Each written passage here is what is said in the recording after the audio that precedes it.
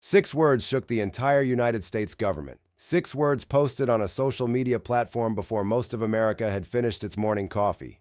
A whole civilization will die tonight. That was the President of the United States. And in the hours that followed, something remarkable happened. Something that has not happened at this scale in decades of American political history. Members of Congress from both sides of the aisle began publicly demanding that the president be removed from office. Not after a scandal, not after a crime, after a social media post about Iran. This situation is developing fast, and if you are not subscribed yet, hit that button now, because this is the kind of analysis that mainstream media will still be catching up with tomorrow. Here is what we are going to cover today. We are going to start with exactly what Trump posted, because the words matter, and context matters enormously. Then we will walk through the stunning, rapid response from Capitol Hill, including the names, the statements, and the numbers, because over 70 lawmakers called for removal in a single afternoon.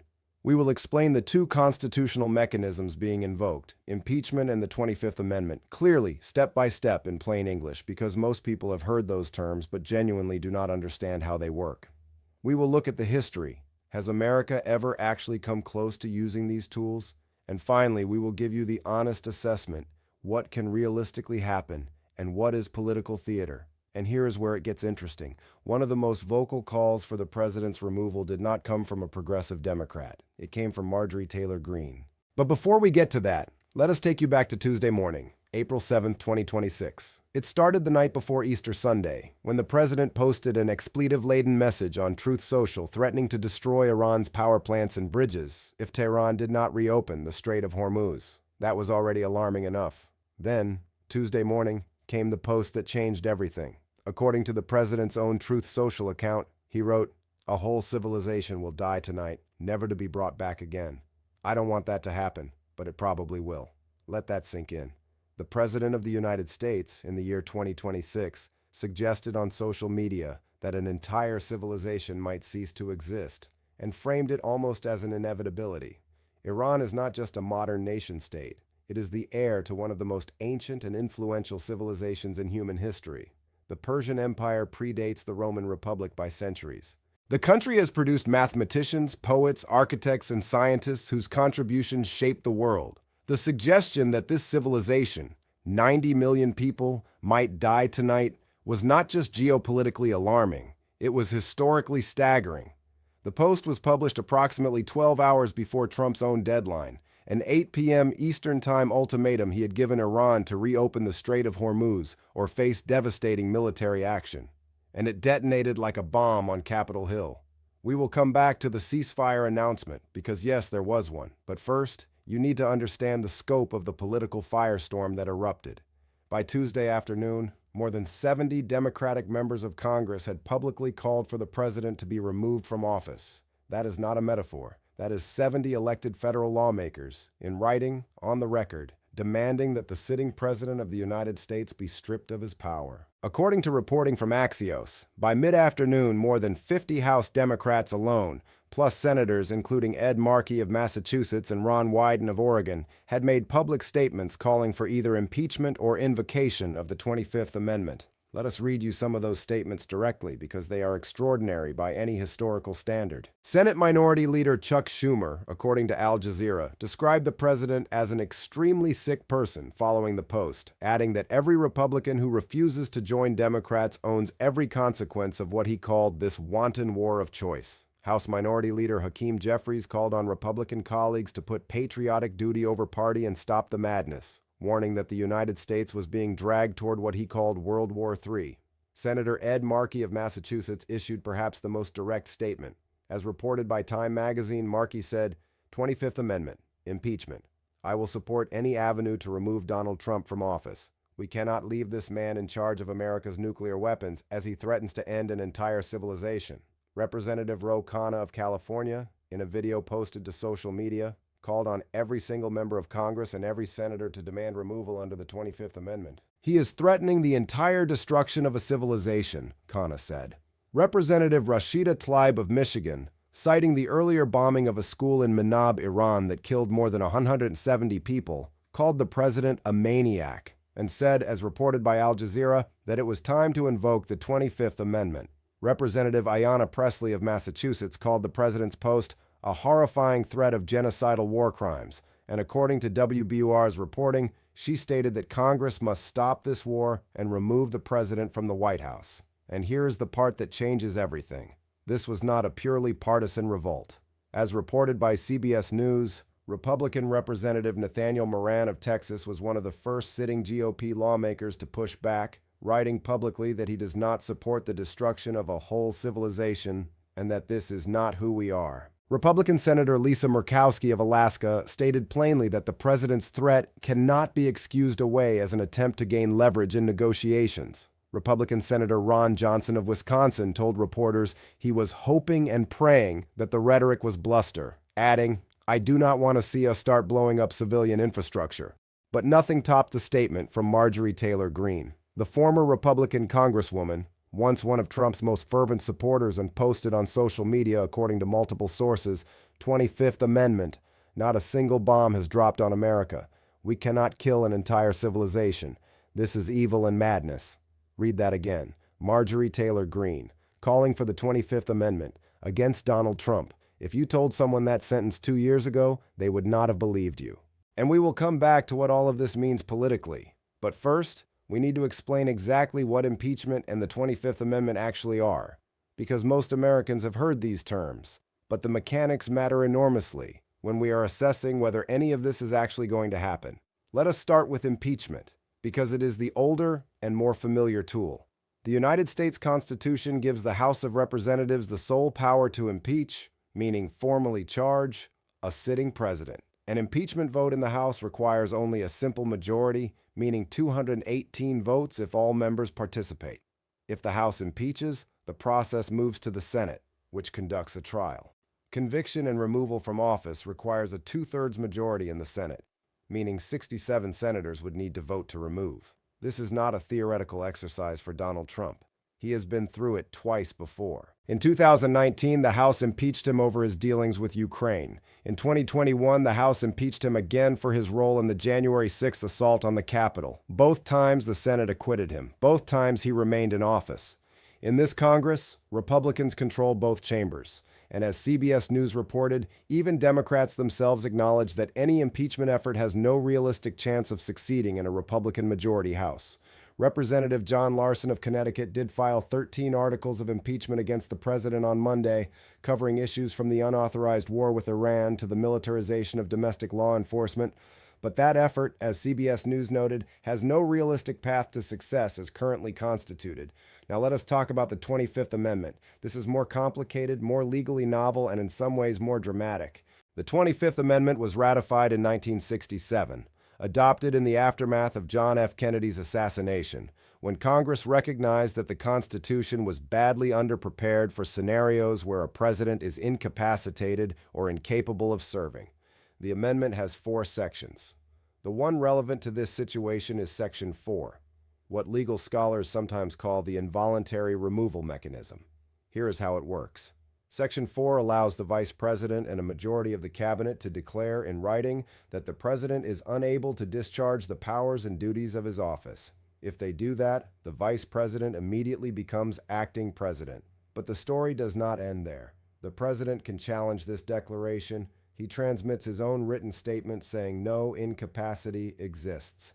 At that point, if within 4 days the Vice President and Cabinet majority reaffirm their original declaration, the matter goes to Congress. And Congress then has 21 days to vote on it. If 2/3 of both chambers agree that the president is unable to serve, the vice president continues as acting president. If Congress does not reach that threshold, the president resumes power. As PolitiFact reported via PBS NewsHour, University of North Carolina law professor Michael Gerhardt noted that the 25th Amendment has a limited focus. It addresses whether a president is physically or mentally incapable, not whether he has committed misconduct. The amendment's designers, including its principal author, Senator Birch Bayh, intended it to apply in cases of physical or mental incapacitation, not simply unpopular or controversial decision-making. Here is the critical legal question hanging over this entire debate. Does threatening to destroy civilian infrastructure, which legal experts across the spectrum have described as a potential war crime under both international and domestic law, cross the threshold of inability to discharge the duties of office? Or is it an aggressive but legally contested exercise of commander-in-chief authority? That question does not have a clean answer, and that ambiguity is precisely why this debate is raging right now. The political reality, however, is stark. As CNBC reported, Section 4 of the 25th Amendment has never been invoked in American history. Never. Not once. While presidents have voluntarily transferred power to the vice president for brief periods, during medical procedures requiring general anesthesia, no cabinet has ever declared a sitting president unable to serve, and the first step to forcing Trump out would require Vice President J.D. Vance to agree. As multiple outlets reported, Vance was in Budapest on Tuesday, appearing on stage alongside Hungarian Prime Minister Viktor Orbán and publicly praising the president. The White House spokesperson's response to the calls for removal was dismissive, describing the Democrats as deranged, weak, and ineffective.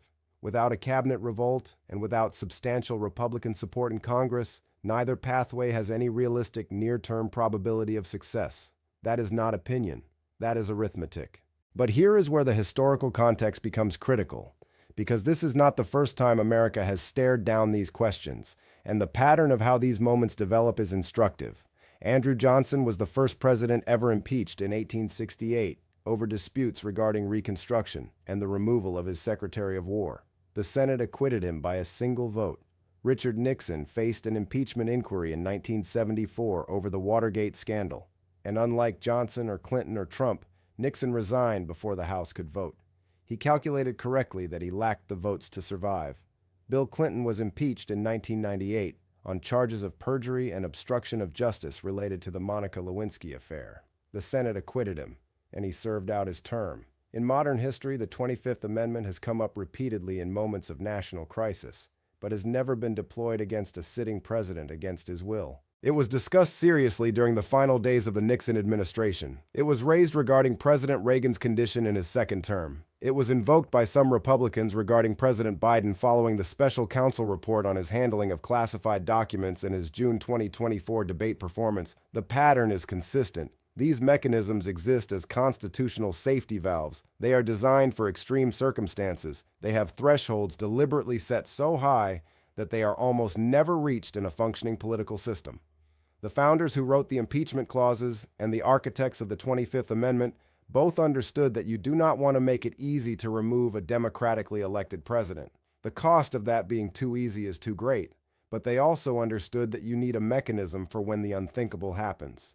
What makes this moment genuinely unprecedented is the specific combination of factors. A sitting president threatened what legal experts across the political spectrum described as potential war crimes, targeting civilian infrastructure against a nation of 90 million people. He made this threat without congressional authorization for the underlying war itself, which critics argue violates Article 1 of the Constitution, the clause that reserves the power to declare war to Congress. He made this threat while American service members are in active combat, and he made it on social media in a post that read, to many observers, less like a negotiating position and more like an expression of intent. Representative Seth Moulton of Massachusetts, who is a military veteran and who, according to W. Burr, is challenging Senator Ed Markey in this year's Senate race, issued a statement describing the president as someone who has proven himself fundamentally unfit to hold the nuclear codes or the lives of our service members in his hands. That is not a comment from a far-left progressive. That is a statement from an Army veteran who served in combat. Now, here is the part that the mainstream media may not be emphasizing sufficiently: the ceasefire. Less than 2 hours before Trump's own 8 p.m. deadline, the president posted a second message on Truth Social, announcing what he called a double-sided ceasefire with Iran. He stated that the United States would suspend bombing operations for 2 weeks, provided Iran agreed to the complete, immediate, and safe opening of the Strait of Hormuz. He added that almost all of the various points of past contention have been agreed to, and that a 2-week window would allow the final agreement to be formalized. So within a single 12-hour window, the president posted that a civilization would die, and then announced a ceasefire. That sequence is itself extraordinary. Whether you see it as masterful brinkmanship, what one commentator in the Free Press called the Madman Act, or as dangerously erratic behavior depends largely on your prior view of the president.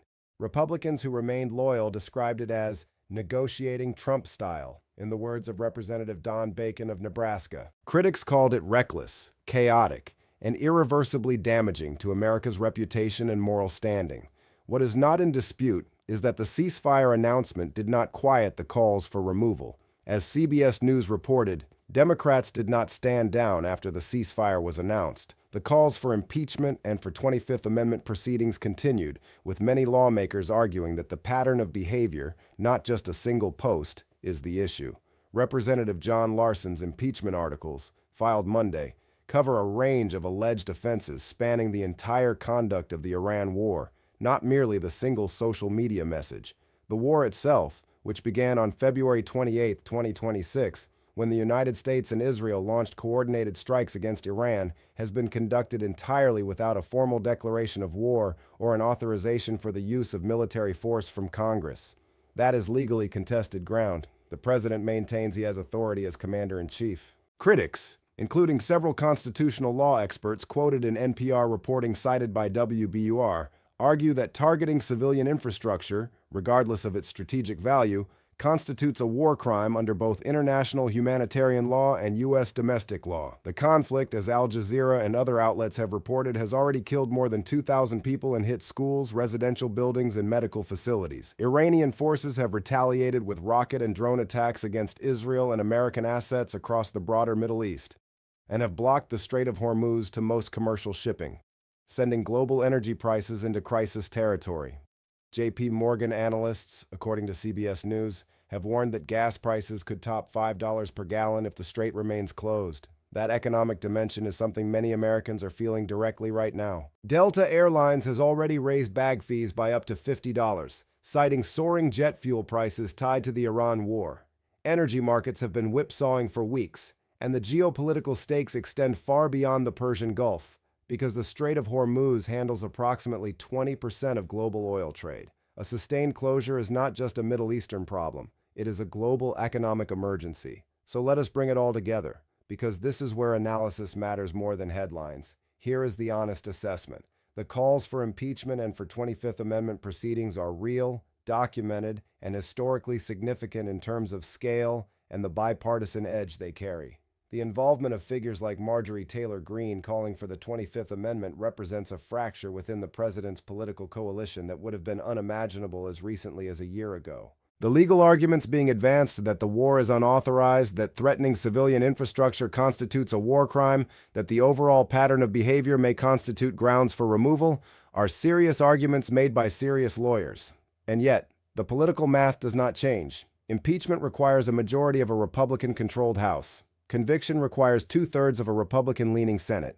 The 25th Amendment requires Vance and the cabinet, all loyal Trump appointees, to initiate. None of those thresholds are anywhere near reachable in the current political climate. The White House knows it. Congressional Democrats know it. Even Senator Markey, who made the most sweeping statement of anyone, framed it as a moral imperative rather than an imminent legislative reality. What this moment does represent is something different and arguably more significant in the long run. It represents the beginning of a formal, on-the-record political reckoning with what the Iran war means for American democracy and constitutional governance. Every statement entered into the congressional record today becomes part of the historical documentation. Every Republican who stayed silent as Democrats called their president's words genocidal will have that silence documented. Every future political calculation about the Iran war will be made in the shadow of this week. History does not always move in straight lines. The 1974 impeachment of Nixon seemed unthinkable in 1972. The political coalitions that eventually brought him down took years to form, and then collapsed rapidly in a matter of months. Today's political impossibility sometimes becomes tomorrow's political inevitability, when the facts on the ground change fast enough. The facts on the ground right now are this: the United States is in an unauthorized war. The president threatened what multiple legal experts call potential war crimes on social media. More than 70 members of Congress, including voices from outside the Democratic Party, called for his removal within hours. A ceasefire was announced under unclear circumstances with unclear enforceability. And the Strait of Hormuz, one of the world's most critical choke points for global energy supply, remains contested. Whatever happens next, whether this 2-week ceasefire holds, whether the political pressure on congressional Republicans builds, whether any of these constitutional mechanisms are ultimately invoked, this week will be studied in political science classrooms and constitutional law courses for decades. One thing is certain, the phrase, "a whole civilization will die tonight," will not be forgotten. And the question of what it means for an American president to say those words, and what the American constitutional system is obligated to do in response, is now formally, irrevocably open. Stay with us. The next 2 weeks will define this war, this presidency, and possibly this era of American democracy. If you want analysis like this before the mainstream media catches up, subscribe to the channel right now. Every single update on the Iran war, on the constitutional crisis, on what comes next, you will get it here first.